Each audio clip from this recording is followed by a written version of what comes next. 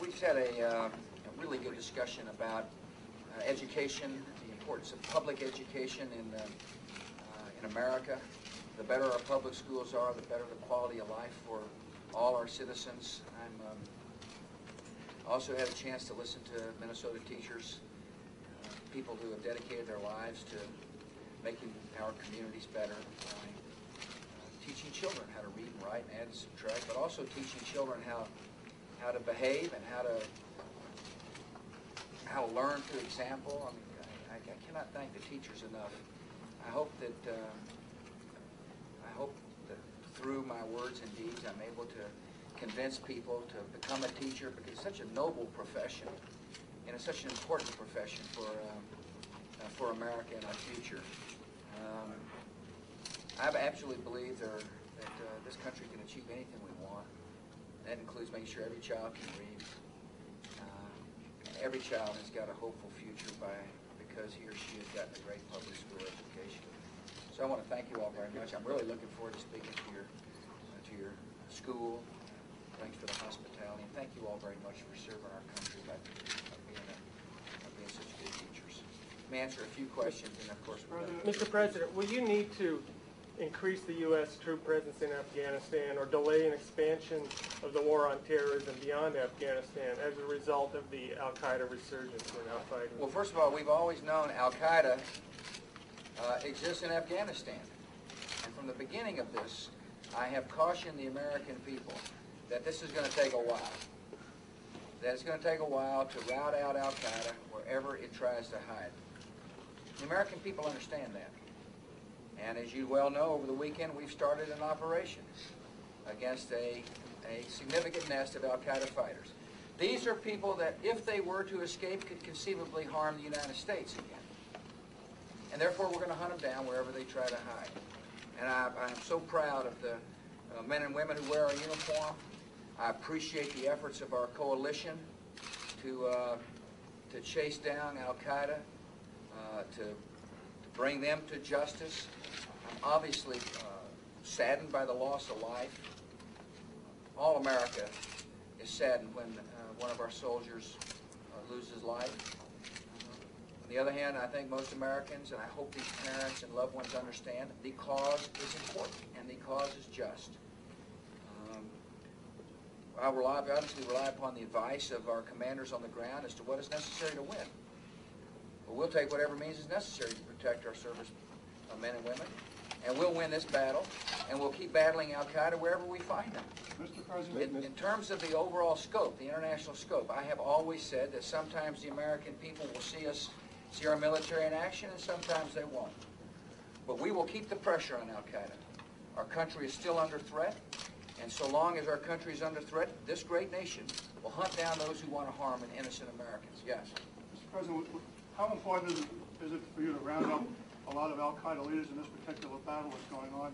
And do you have any indication at all whether Osama bin Laden might be in this area? Well, I hadn't heard from him since December the 11th. He's been awfully quiet. I don't know why. But I know he's on the run, if he's running at all. And I know there's no cave deep enough for Osama bin Laden. He hit a country that he thought was weak and feeble. And instead he found out he hit a country that is determined to defend freedom. And that's exactly what we're going to do. We will defend our freedoms. And first part of your question, leaders, do you expect we're after any al-Qaeda person. The only reason to believe that there's a lot of them in this particular area. I believe there are some, and I'm not sure how many, enough for us to put together a significant coalition of Afghan, American, and other forces to rout them out. These are people that have got one thing in mind. They're going to harm innocent Afghan citizens.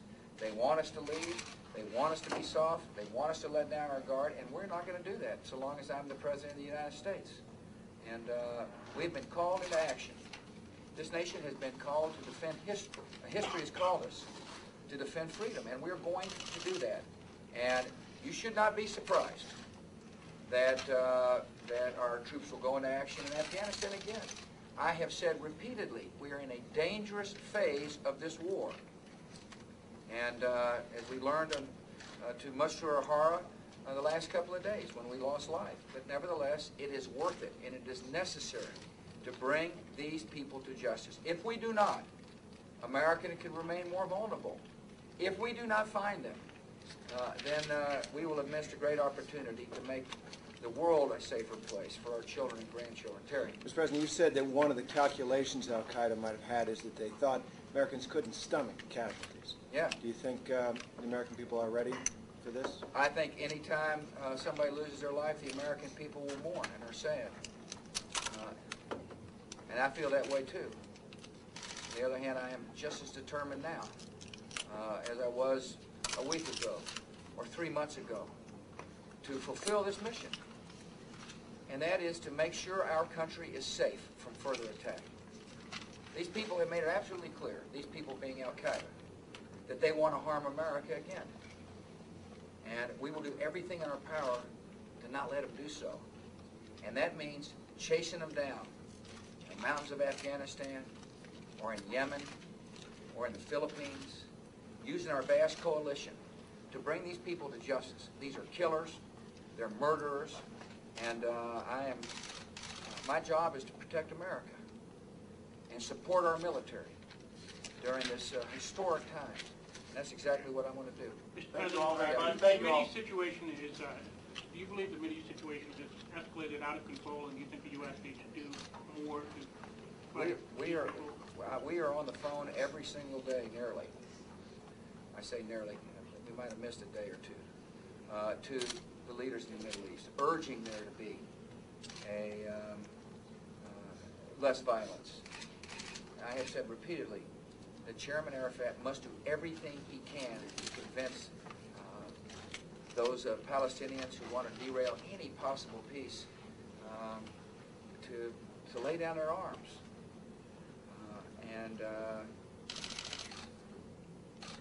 The situation is terrible. Anytime you lose as many innocent lives as has been lost in the Middle East.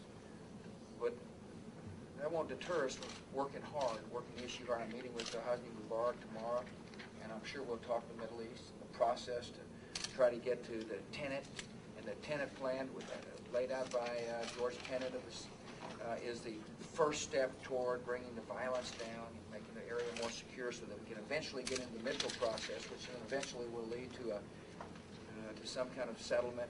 I appreciate the fact that the Crown Prince of Saudi Arabia has laid out a vision for some political solution, but the first thing is we've got to reduce the violence in order to be able to get the discussion started. And so we're spending a lot of time trying to get the people of that region to stop killing each other.